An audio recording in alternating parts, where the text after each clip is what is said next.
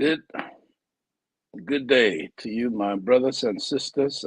Let me welcome you to a maiden edition of the program, the Rural Human Rights Activists Hour. This is a program designed by the Rural Human Rights Activists Program based in the Liberian capital, Monrovia. Human rights is quite indeed a significant issue, an issue of relevant concern towards the peace building process in Liberia following years of civil crisis. As you know, the history of the West African state has been crippled by violence, war, and eventually peace. How do we maintain this peace? This hard-earned peace requires institutions, civic institutions that are involved in the everyday, day-to-day activities of the nation state of Liberia. And today, as we begin and as we officially launch this maiden edition of the Rural Human Rights Activists Hour, we do it in conjunction with the Rural Human Rights Activists Program based in Monrovia, Liberia, where it had its very, very foundational beginnings, and that we're going to go into that today as we have with us a special guest who is joining us from Monrovia.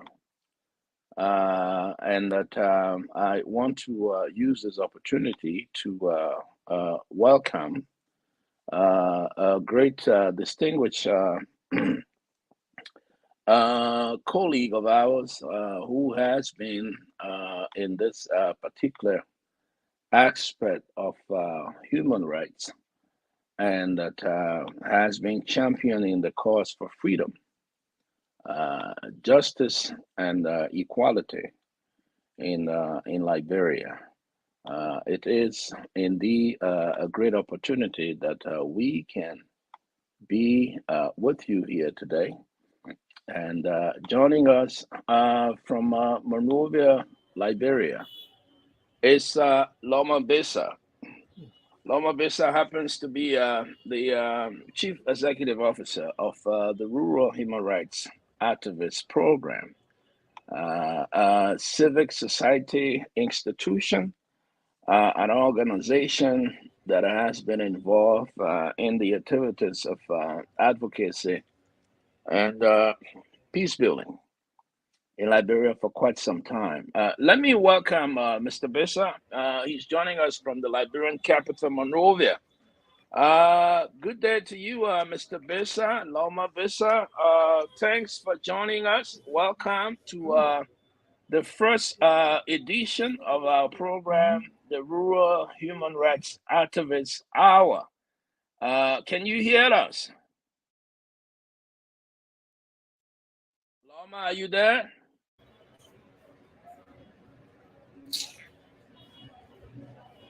Lorma, can you hear me? Yes, but I'm just finding it too difficult to hear you. But maybe I'm getting you now. I don't know why. Okay. Do you have anything like an earpiece or so to be able to have hear earpiece, me? but it's You not should a be able to problem to hear get me earpiece. if you do have an earpiece, or is it that the signal that is coming through to you is not as loud and clear? If you Yeah, get it's a that, signal. all I right. think What's wrong with the signal? Is it low? I'm not sure if you're in, but I'm sure from in here. I don't know people being hooking up with our internet, so I'm just getting to know. So I think we're gonna work it out from our end. Some people Okay. should have the Well, password. I need to change the password. all right. But Well, we can go welcome. on small and see. Yeah, welcome to the program. how is Monrovia, Liberia today? Liberia is good, specifically Monrovia, where I'm recently based. But as you know, that we will soon be going to the October election, and voter registration for that matter started yesterday. Okay, So yeah, the atmosphere is kind of gloomy. okay. It's gloomy, it's tense. Are you monitoring these elections as a human rights organization? Are you in any way? Yes, we are monitoring. So there's this information and a lot of conflict around the actors. And Okay, so right now, what we are doing now is to make sure to cool down the tension, and that has to be done through peace education. So while the rest of our colleagues are around to see how the voter registration is being initiated, and then we can also try to catch up from there and do some reporting on that. But we're going beyond that. We are doing a lot of peace building initiative so that we can have peaceful election. That's what currently we're on. that's wonderful. Now let's go back from the very beginning. Lorma Baysah, who comes from a part of northwestern Liberia. Talk to me. What precipitated you as a person, in particular, Oh, to get Jesus. involved in this aspect of human rights? As we look at the issue concerning peace building and human rights in Liberia, coming from war to peace. As you just indicated, there is considerable tension in the air. And you, as an organization, as an advocacy group, you have that moral and ethical responsibility. That's part of your mandate to be able to bridge the gap, build the peace, strengthen coalitions through education. How did you come to this aspect of human rights, issues of justice? What gravitated you to this? And if that question is asked, talk to us a little bit about the history of this organization, the Rural Human Rights Activist Program, and how did it all start? Well, the Rural Human Rights Activist Program was organized in the late 1990s during the Charles Taylor's regime when there was a proliferation of warring factions in Liberia. And the proliferation of warring factions in Liberia were only based on ethnic and religious dimension. And so we found out that that was very wrong, as many people were being killed. So we needed to do something about it. So a group of activists came together and said, "Look, in the first place, we need to combat ethnic tribal discrimination and religious intolerance." So that was the first concept we had, because we wanted to make sure to dilute the issue of ethnicity and religious sentiment during a civil crisis. The ideology must be based on governance, but it can be based on a religious sentiment and that of ethnicity. So we funded the Rural Human Rights Activist Program, and then we initiated the program, and gradually we tried to monitor the human rights abuses, the various massacres that were going around in and around the country. We documented them, and then that also helped some of the international and national organizations to really understand the dimension and the dynamics that took place in the Civil War. Some of which references were used by national and international actors to engage into peace building initiative and for accountability purposes as well. So just a short um, background as to when and how the Rural Human Rights Activist Program was funded. That is a very interesting history. I'm trying to see so that people can see you very clearly. Is there a way to get another light on in the office? Your lightning is a little blurred. We can see the other side of the curtain right there, right there, right there. That's very Oh my okay. God. That's very good. We can be able to see you clearly. Started in the late 1990s. That's quite a Come long again. time. I said you started in the late 1990s, as you indicated. So since that time up to the present time, what has been the experience for you as an executive director now in this particular position in deliberating on some of these issues of relevant concern in ensuring that the peace is maintained on the one hand, and that the various principal actors, individuals, towns, villages, counties that are involved in this aspect of ensuring that Liberia does not revert again to another war, that the peace, the high-end peace, is sustained. What has that experience been like between those on the local level? And I'm certainly sure you do interact with international partners as well. Talk to us about that experience, and could you share a little bit more about some of the localities in which RAP, as an organization, as an activist group, is operating currently within the territorial confines of Liberia?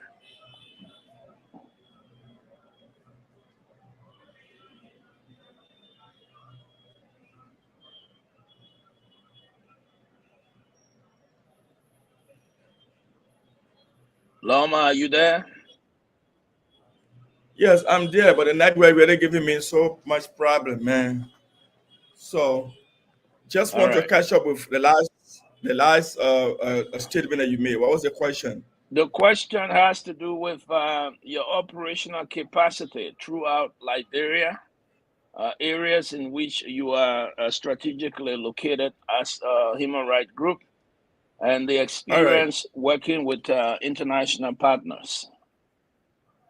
all right. So currently, RAB is RAB has a rural office based in central Liberia, Bangabon County, and the rural office in Bangabon County caters to the counties like Lofa County, Bon County, Niba County, as well, and Grand Bassa.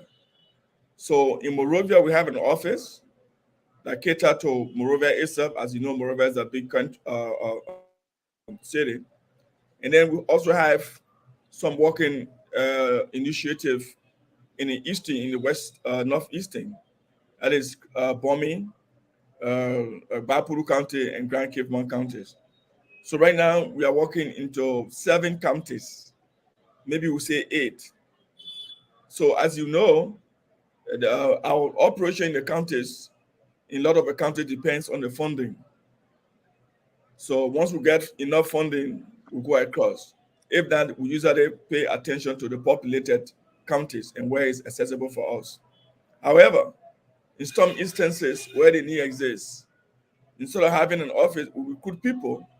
We got volunteers, we got staff who are paid and some are not paid, who stay into the counties and help us give us monitoring report on prison condition, on police operations, entirely on the rule of law, on how the criminal justice system operates. And that is initiated into our fundings and design a solution that will be able to address some of the issues identified, be it education and advocacy initiatives. So our capacity as an organization depends on the funding we have in terms of staff. So we have right now about 11 staff. Okay. But besides, we have a core staff. So whether adequate funding or not, the 6 core staff work tirelessly. So thus far, Partnership with yeah. international groups right Thank you. now in terms of the All right. work that you do. Talk to us about Thank you. that. Thank you. RAB has been working with lots of international partners since its existence, numerous of them. Just to name few, USA through USA international organizations. We work All right. currently with a national. Yep. Go ahead. Go ahead. You said it's Currently, we the also work with the United National States Aid for Endowment. International Development, Yeah. just for the So benefit we of also. our global audience. Oh, okay. Okay. All right. And then we also work with uh, interchurch organization for overseas cooperation, which they call them Eagle, but now it's Alliance. We also used to work with Finn Church A based in Finland, and currently we have a grant working on promoting peaceful peaceful election and responsive governance, and that grant is from the National Endowment for Democracy based in Washington D.C. So we are also working right now with DAR.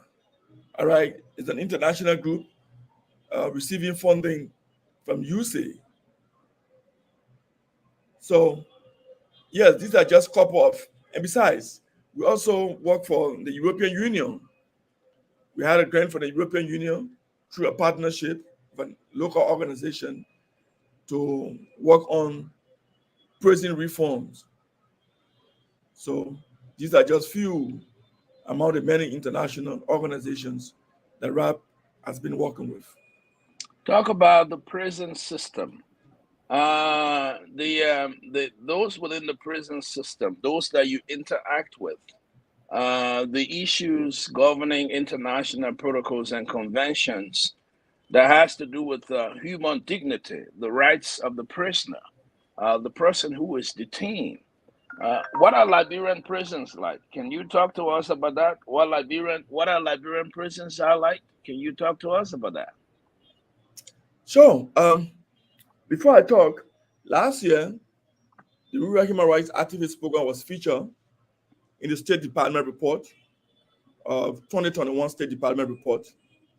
And even this year, we still feature in the 2022 State Department report that will tell you that RAP is actually engaged work with prisons. So you never want to go into prisons in Liberia. You never want to go into What? prison. The prison is overcrowded, overcrowded beyond the peak.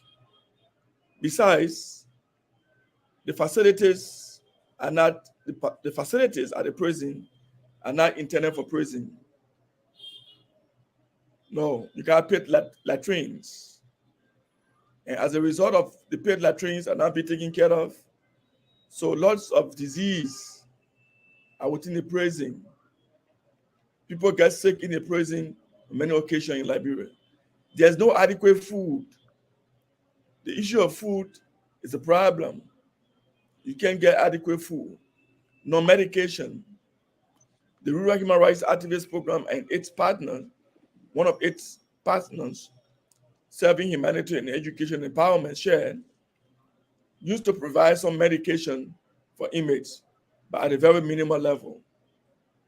The MCP, which is the Morava Central Prison, is a bad place because instead, I understand the prison was, the house was built to host 300 inmates, but instead now you got 1,000 plus inmates, which is very deplorable.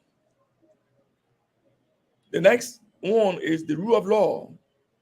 So pre-trial detainees constitute almost 60 to 70% of inmates in Liberian prison, Hmm. which is a violation of a fundamental human rights, Article 21 of the Constitution of Liberia, which needs to be addressed.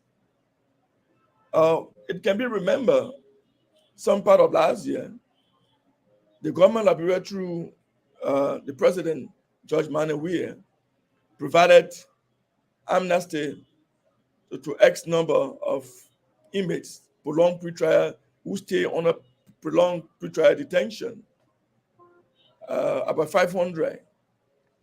But yes, it still continues. So the issue now in Liberia is the rule of law. The judiciary system must be effective. Other than that, we're still going to experience more. Even if you build bigger prison, if the rule of law is not working, if cases are not adjudicated, during the required period, it still becomes a problem. So just a gist of the Liberia prison system. Now, you are an advocate. In every democratic framework, as far as I know, in every democratic system, the rule of law must be prominent.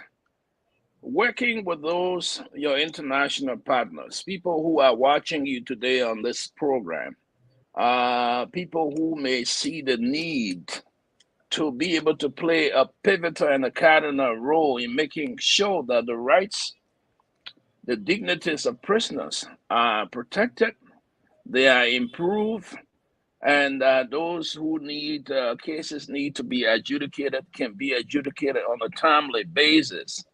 What can you share with our audience today, and how possible it is that they can be able to reach out to RHRAP in doing some coordination to be able to either become either an international partner to improve the way of life, the prison system that you talk about that is hardly deplorable, and the failure probably of government to be able to take on the responsibility that it must take on, and the involvement of you as a human rights group and other civic actors to ensure that the rule of law is guaranteed to all in keeping with the Constitution and in keeping with international conventions.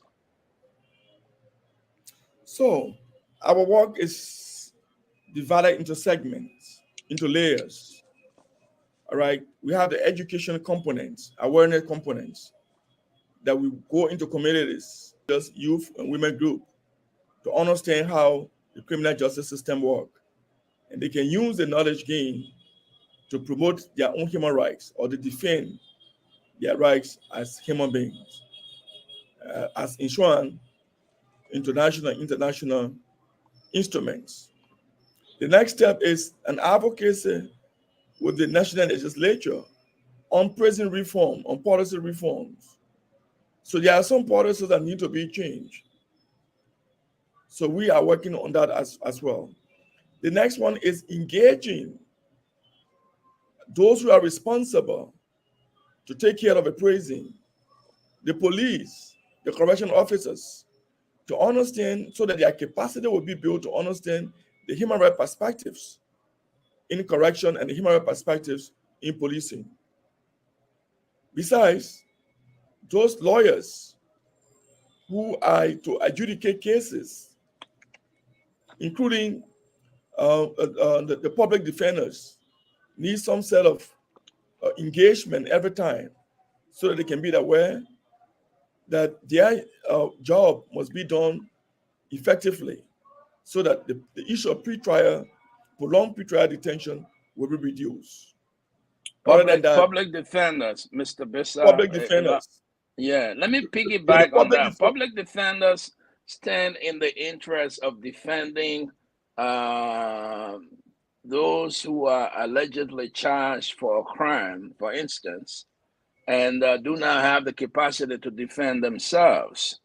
Public defenders come in there. So what is that collaboration? Where do public defenders get the support? Does it come from the government or it come through international partnerships? Since you work during the training aspect of it, how does that work in Liberia? The support need to come from government. If That's I say right. need to That's come what from I know. Yeah, it need to But come is from that government. support However, coming? Probably the support is not coming. And is that not where the problem is? If we're listening no, to that's you, just one King. aspect. Okay. That's just one aspect. The public defenders are for indigent, those who cannot afford. Mm-hmm. Okay, but they don't have the resources to be able to travel into every county or into every district.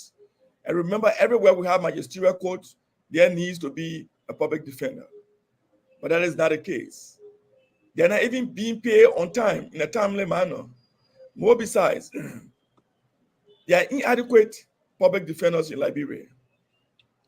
In each county, like a county like Lofa County, you have 2 public defenders, where you have more than 10 magisterial courts.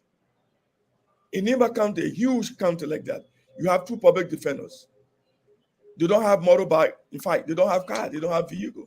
no Are other you kidding resources. me? How are they going to get magisterial areas? Yeah, a That is difficult. population of over 200,000 people has two public defenders.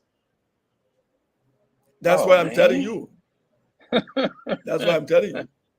Wow. And the other side is this: the county attorney, the county attorney, the county solicitor need to do their job effectively, to work along with the magistrates, to work along with magisterial courts, as well as the circuit courts, making sure that cases are adjudicated in the time frame of law. But that is not happening. So these are all the causes that you got stock case compared, and then which has been resulted to prolonged pretrial detention of individuals, which is an infringement on the On the rights rights, of the yeah, people. of the detainees.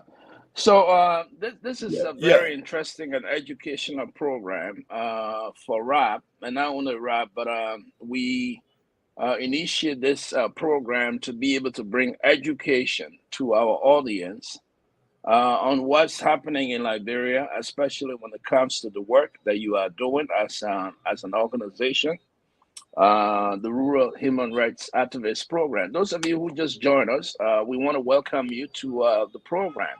This is the maiden edition of the Rural Human Rights Activist Program. We call it the Rural Human Rights Hour. RAP is based in Liberia. Oh my RAP for God. short, as the acronym, an organization that came into being in the late 1990s during the heat of the Liberian Civil War, and it has been involved in the process of civic engagement, education, human rights awareness, making sure that the hard-earned peace in that West African state can be sustained. And with us today is a pivotal leader, a key player in the process of human rights and justice in Liberia. Mr. Lorma Baysah, he happens to be the current executive director and also a founding member of this particular noble organization. This is quite an interesting educational program, Mr. Baysah. We are hoping that we can have you here from time to time. Mr. Baysah is joining us from Monrovia, Liberia, and I'm coming to you from Western Pennsylvania in the United States on this maiden edition of the Rural Human Rights Activist program. We call it for short the RAP Hour. And if you're just tuning in, I want to welcome you to the program. Mr. Baysah, as we wrap up this particular edition, since it's the maiden edition, uh, how can people find you in Monrovia, Liberia? The global audience, those who are listening, not only those who are in Liberia, around the world. You are a key player, and Liberia is in 10 years' time, is in challenging times, difficult times, especially when this year is a year of elections in the country. How do Oh they my find God. RAP? How do they locate you? Do you have a website? Give us This is some too information. bad. Can't get you at all. Mr. Baysah, can you hear me?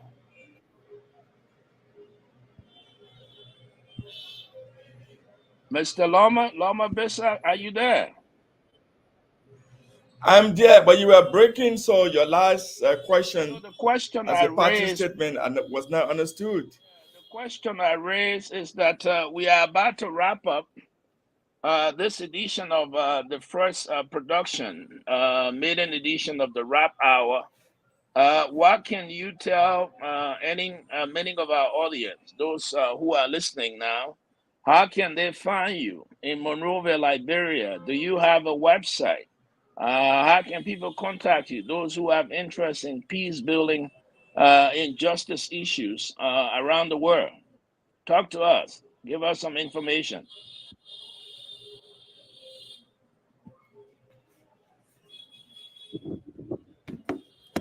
Oh my God. Can you hear me, Lorma? This is too bad for me.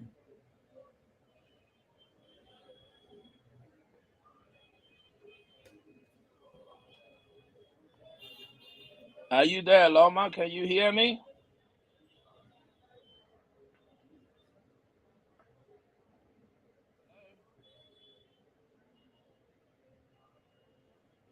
Can you hear me? No, can hear you. I just getting you. All right, so let's get a closing statement from you. How can people locate you in Monrovia, Liberia? Those who our global audience watching us and listening to us now, how can people locate RHRAP? Where are you located in Monrovia? What is that contact information? Do you have a website? Sure, yes, we have a website.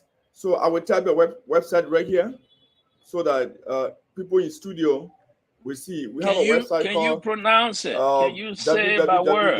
www.rapliberia.org. And so we Okay, are based in Monrovia. So once you get to our RHRAPLiberia.org. website,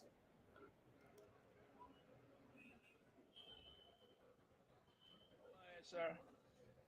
so I have just texted my website on a comment. Okay.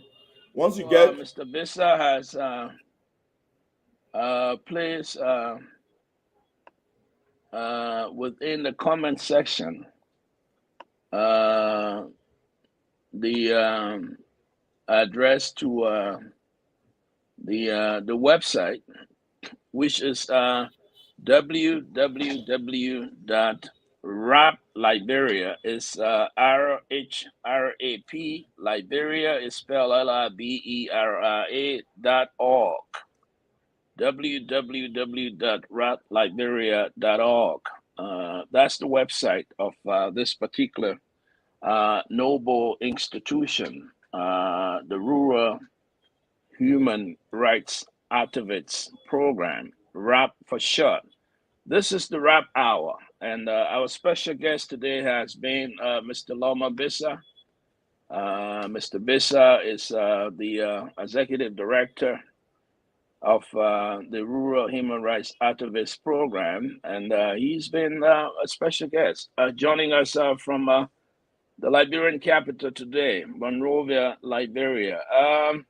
Let's get a closing statement from you, Mr. Baysah, as we wrap up this maiden edition of the show. Closing statement. okay, okay, Dr. Father, thank you so much for this great interview.